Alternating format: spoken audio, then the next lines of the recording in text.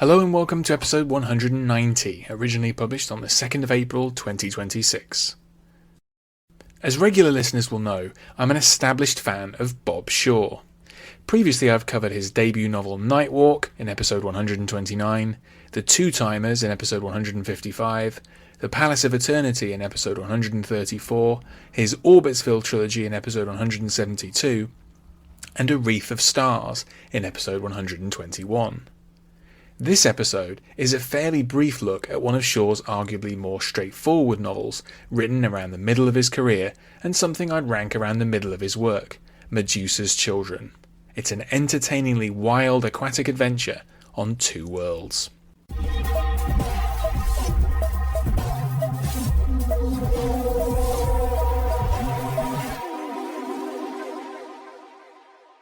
Originally published in 1977, Medusa's Children is a mid-period novel by the Northern Irish SF writer Bob Shaw.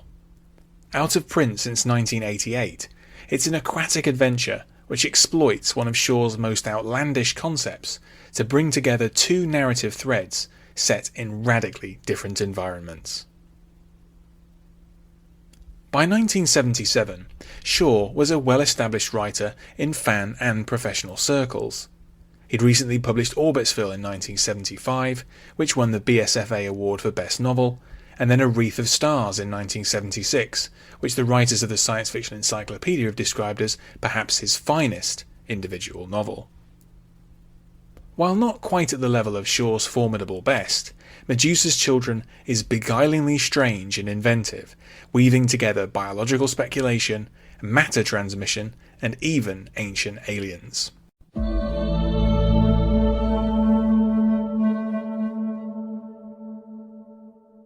For around half of the novel, Shaw alternates between two very different perspectives. Later, these merge as the story approaches its climax. The novel opens in a bizarre underwater environment. Myra is part of a small community of humans living submerged in a giant ball of water, essentially a liquid planet. To survive, they must constantly scavenge for bubbles of air, which they trap within special helmets. Their society is primitive, with no technology to speak of. Their lives are nasty, brutish, and short due to rampant disease and the predations of an aggressive squid-like species. Meanwhile, Tarrant is a not terribly competent aquafarmer operating in the Pacific Ocean. A former pilot and deserter, his aims are to keep a low profile and to romance Beth, a young woman who lives nearby. His efforts are frustrated by Beth's controlling conservative parents. Worse, his farm is threatened by an aggressive squid-like species.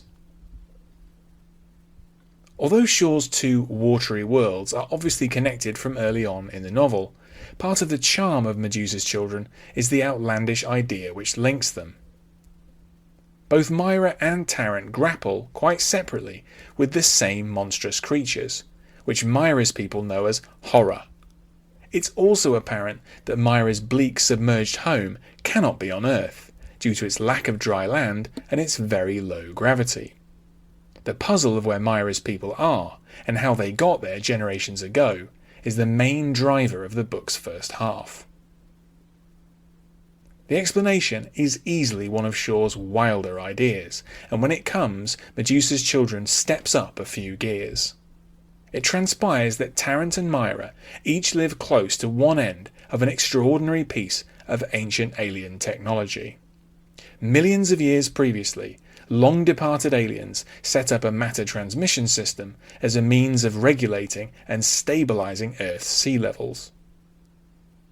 Excess seawater was transported across the solar system and into space, kept liquid to form a glob of ocean, held loosely together by a weak gravitational force.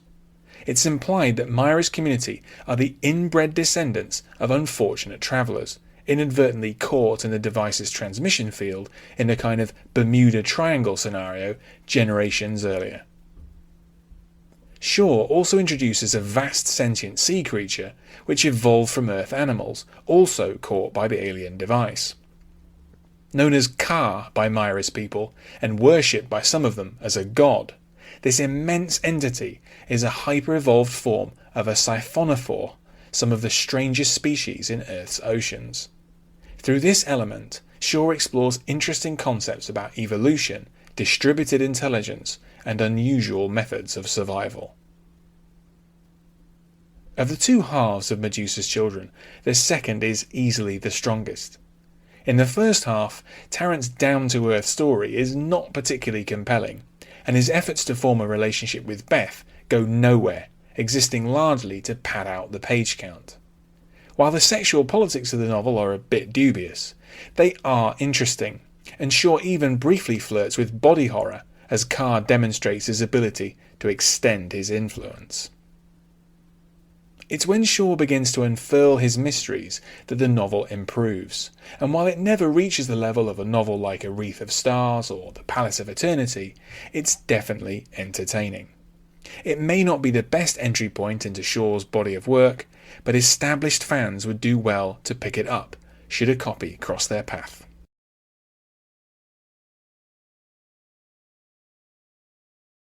Thanks for listening.